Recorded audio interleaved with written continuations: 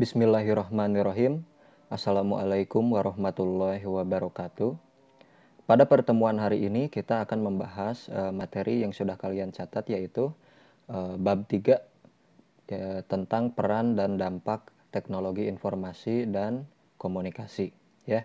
Jadi pada bab 3 ini yang pertama ada peranan teknologi informasi dan komunikasi dalam kehidupan sehari-hari.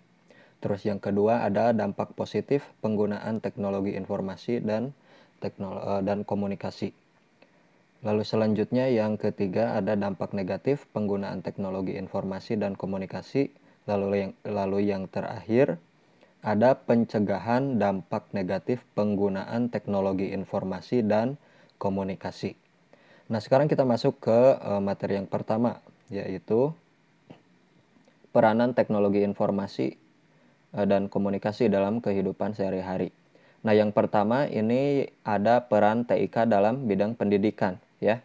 Nah, berkat adanya teknologi, saat ini ada cara baru dalam melakukan kegiatan belajar mengajar ya, yaitu namanya e-learning atau singkatan dari electronic learning.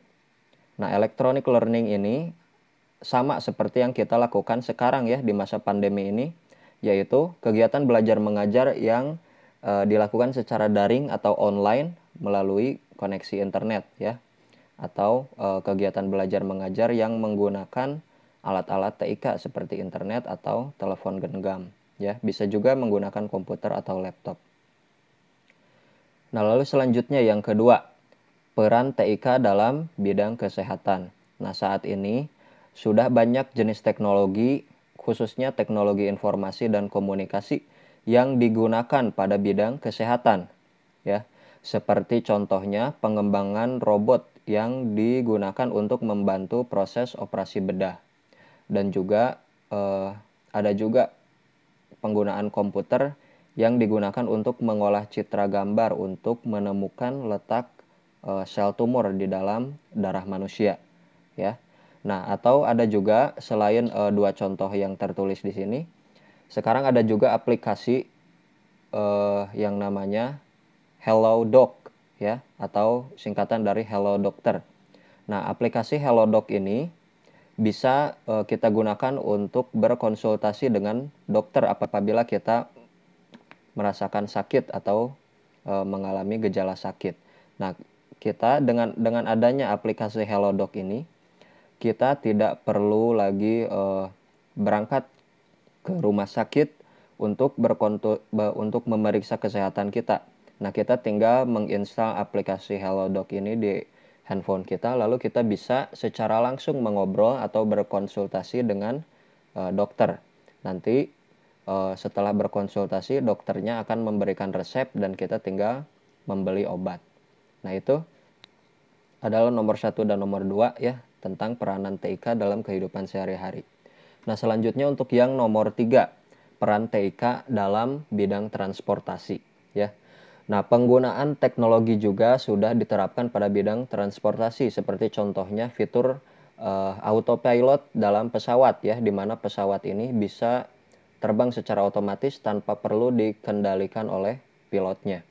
Nah, ya, tentunya fitur autopilot ini menggunakan komputer ya, dan juga teknologi informasi dan teknologi komunikasi, sehingga dia dapat terbang tanpa perlu dikendalikan oleh pilotnya secara langsung. Nah, lalu selanjutnya peran TIK dalam bidang transportasi ini juga diterapkan pada ojek online ya, seperti contohnya Gojek dan juga Grab ya. Dengan adanya TIK sekarang kalau kita mau bepergian kemana-mana, kita tidak perlu menunggu datang alat transportasi, kita tidak perlu menunggu lagi ojek ke tempat atau ke pangkalannya ya. Jadi kita tinggal install saja salah satu aplikasinya seperti Gojek atau Grab. Nah, lalu nanti supir atau pengendara ojek online-nya akan menjemput kita ke rumah. Nah, selanjutnya untuk yang nomor 4, ini ada peranan TIK dalam bidang jasa pengiriman ya. Nah, sekarang kita tidak perlu lagi mengirim surat melalui kantor pos, karena dengan adanya teknologi informasi dan juga teknologi komunikasi seperti internet.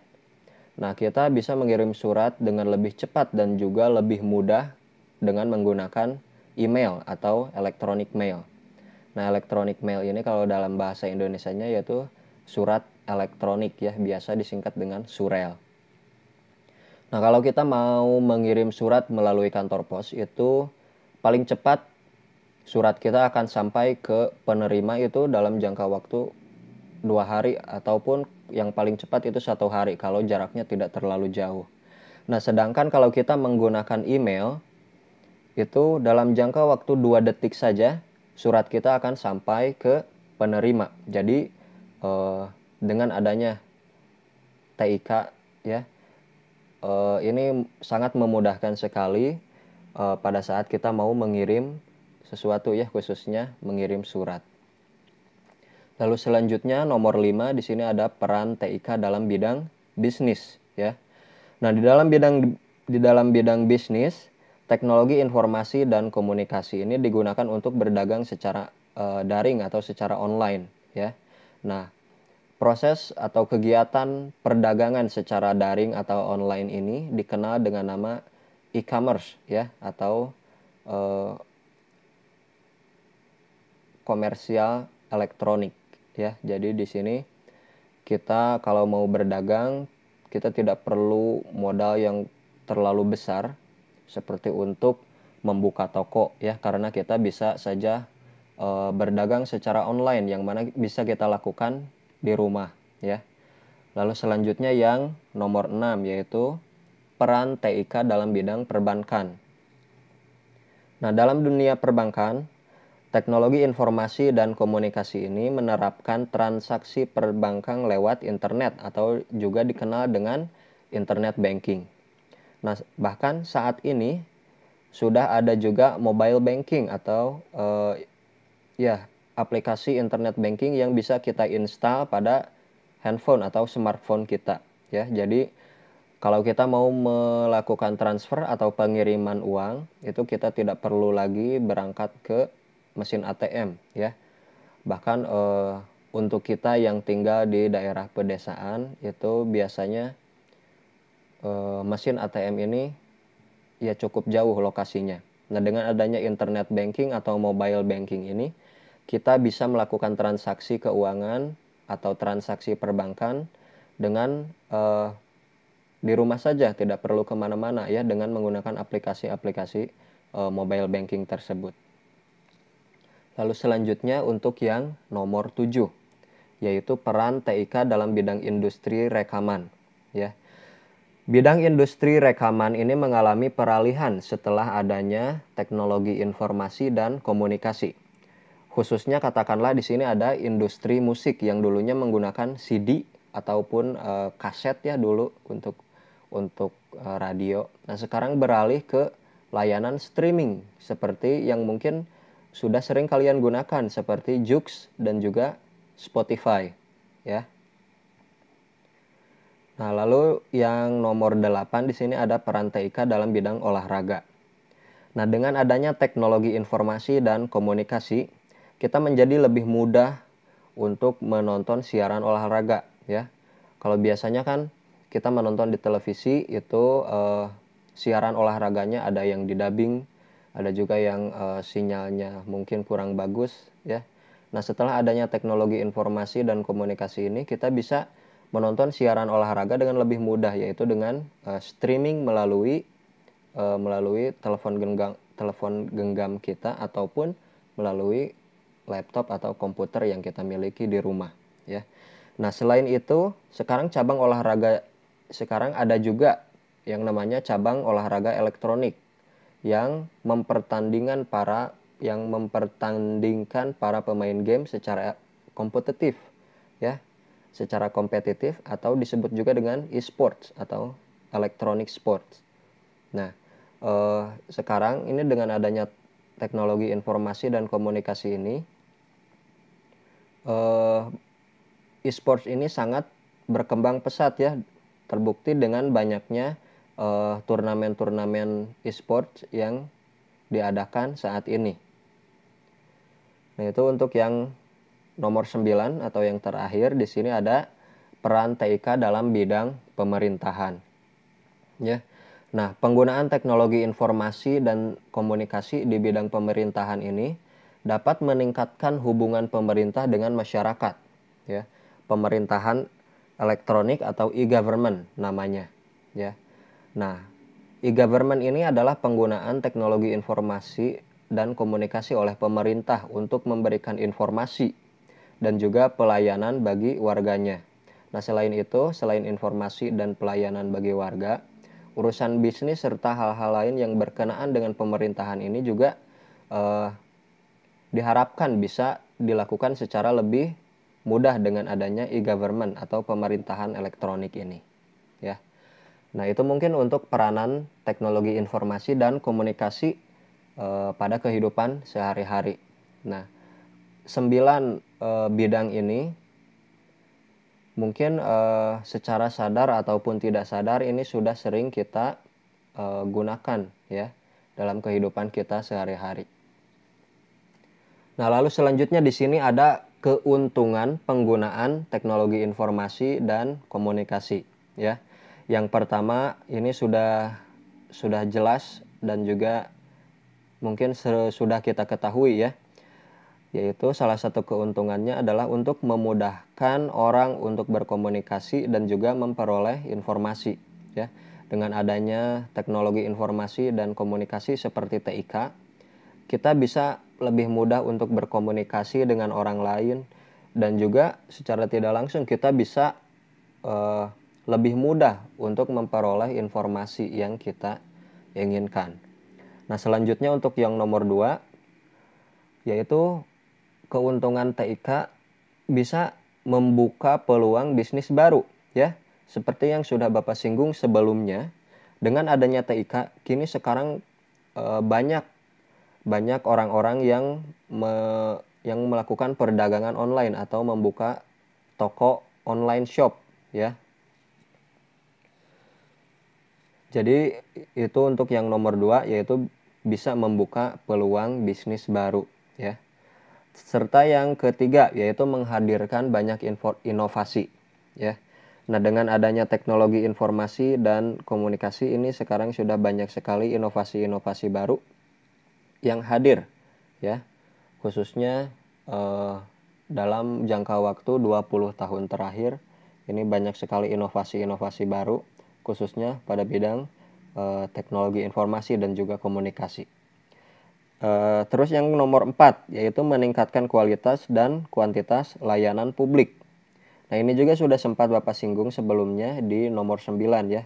Dengan adanya TIK ini kualitas dan juga kuantitas layanan publik ini bisa ditingkatkan ya, karena sekarang menjadi lebih mudah dan juga lebih cepat dengan bantuan dari teknologi informasi dan komunikasi.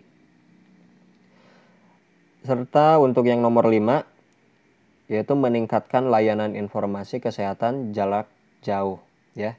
Nah, ini juga sudah Bapak singgung sebelumnya pada peran TIK dalam bidang kesehatan ya. Nah, telemedicine ini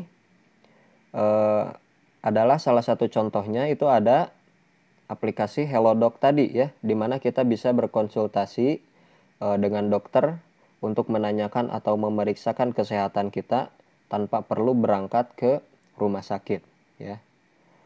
Serta yang keenam yaitu memperbaiki atau meningkatkan kualitas pendidikan melalui e-learning. Nah, dengan adanya teknologi informasi dan komunikasi ini kita dapat rasakan sekali ya keuntungannya adanya teknologi informasi ya. Karena sekarang kita sedang dalam masa pandemi ya, COVID-19. Nah, karena kita tidak diperbolehkan untuk melakukan tatap muka. Nah, dengan adanya teknologi informasi dan komunikasi ini, kita bisa melakukan kegiatan belajar mengajar ya, karena dibantu oleh teknologi informasi dan juga komunikasi ini ya. Nah, kalau ada keuntungan itu sudah pasti ada kerugian atau dampak negatif ya. Nah, salah satu dampak negatif dari penggunaan TIK ini adalah yang pertama pelanggaran hak cipta ya.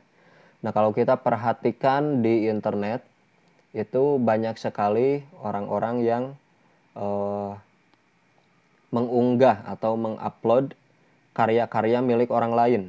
Nah, mengupload karya milik orang lain ini sudah pasti masuk ke dalam pelanggaran hak cipta ya, yang mana ini sangat merugikan orang yang memiliki karya tersebut.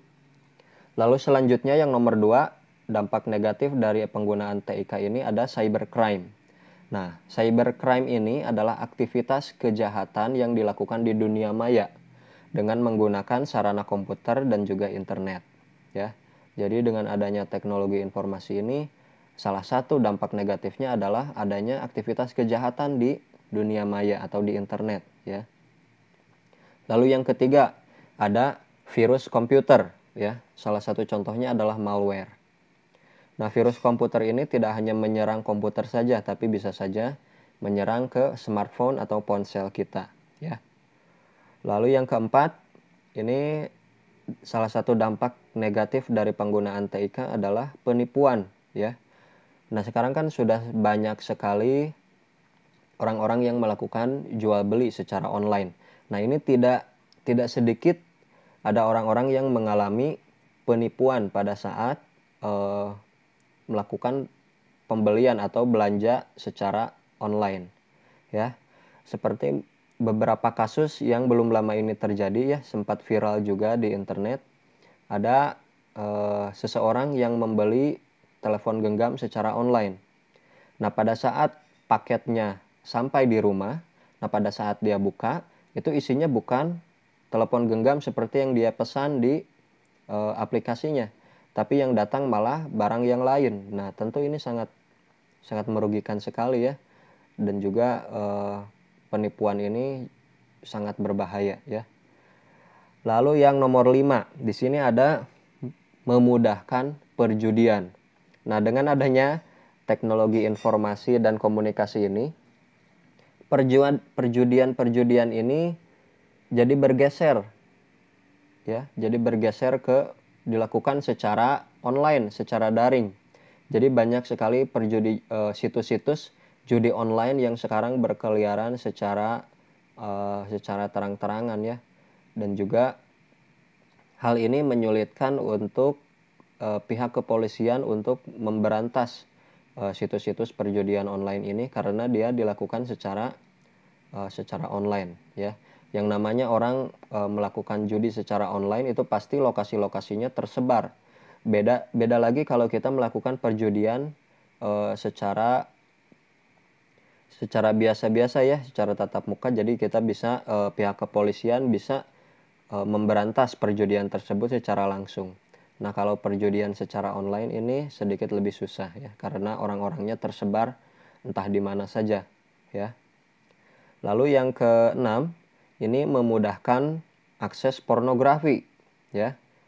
Nah, ini adalah salah satu dampak dari penggunaan teknologi informasi dan komunikasi ya, yaitu memudahkan tersebarnya atau memudahkan akses pornografi ya. Bahkan sekarang kalau misalkan ada video-video yang tidak senonoh itu sedikit-sedikit bisa viral ya, sedikit-sedikit viral. Nah, bahkan itu mudah sekali tersebarnya ya, karena adanya media sosial. Jadi itu adalah dampak-dampak dari penggunaan teknologi informasi dan juga teknologi komunikasi. Nah, bagaimana caranya kita untuk mencegah atau menghindari dampak negatif dari teknologi informasi dan komunikasi ini ya. Yang pertama salah satunya adalah menggunakan teknologi informasi dan juga komunikasi ini sesuai dengan tujuannya ya. Misalkan kalau kita mau belajar ya kita gunakan saja untuk belajar. Kalau kita mau melakukan bisnis, kita lakukan saja dengan kita gunakan saja untuk bisnis ya. Lalu selanjutnya yang kedua, nih misalkan kalau kita masih di bawah umur, nah jangan takut atau jangan malu-malu untuk meminta didampingi oleh orang tua ya, karena tidak dapat dipungkiri internet ini selain memiliki banyak keuntungan juga memiliki banyak kerugian atau memiliki banyak dampak negatif ya. Sehingga Bapak anjurkan bagi kalian untuk yang masih di bawah umur untuk meminta pendampingan dari orang tua ya pada saat menggunakan TIK. Lalu selanjutnya untuk yang nomor 3, untuk mencegah dampak negatif ini sebisa mungkin jauhi situs-situs yang tidak bermanfaat ya. Selanjutnya yang nomor 4 yaitu memperkuat hukum ya. Nah, kenapa hukum harus diperkuat untuk mencegah dampak negatif? Nah, sebenarnya di Indonesia ini sudah ada undang-undang ITE ya yang sudah mengurusi eh, yang sudah mengurusi tentang kejahatan-kejahatan yang ada di dunia maya ya. Hanya saja mungkin undang-undang ITE ini belum cukup ketat atau belum cukup belum cukup disosialisasikan kepada masyarakat sehingga mungkin masih ada yang belum tahu ya. Lalu selanjutnya yang nomor 5 menggunakan aplikasi penyaring konten. Nah, kalau misalkan kalian menggunakan smartphone atau menggunakan komputer, nah gunakan saja aplikasi penyaring konten ini agar konten-konten yang kita lihat di dunia maya atau di internet ini bisa tersaring ya. Sehingga aplikasi-aplikasi atau konten-konten yang buruk ya, intinya konten-konten yang buruk ini bisa tersaring dan bisa disembunyikan agar tidak terlihat oleh kita yang masih di bawah umur ya. Nah, selanjutnya tadi kan dampak negatif itu salah satunya ada virus komputer. Nah, untuk mencegah virus komputer ini masuk ke dalam perangkat kita ya, kita gunakan saja aplikasi antivirus ya. Setidaknya dengan menggunakan aplikasi antivirus ini komputer atau smartphone kita ini akan sedikit lebih aman ya. Nah, mungkin untuk pertemuan hari ini Bapak sudahi sampai di sini dulu ya. Semoga apa yang Bapak sampaikan pada hari ini bisa bermanfaat untuk kita semua ya. Nah, mungkin kalau ada kekurangan atau salah-salah kata Bapak mohon maaf ya. Bapak sudahi sampai di sini. Assalamualaikum warahmatullahi wabarakatuh.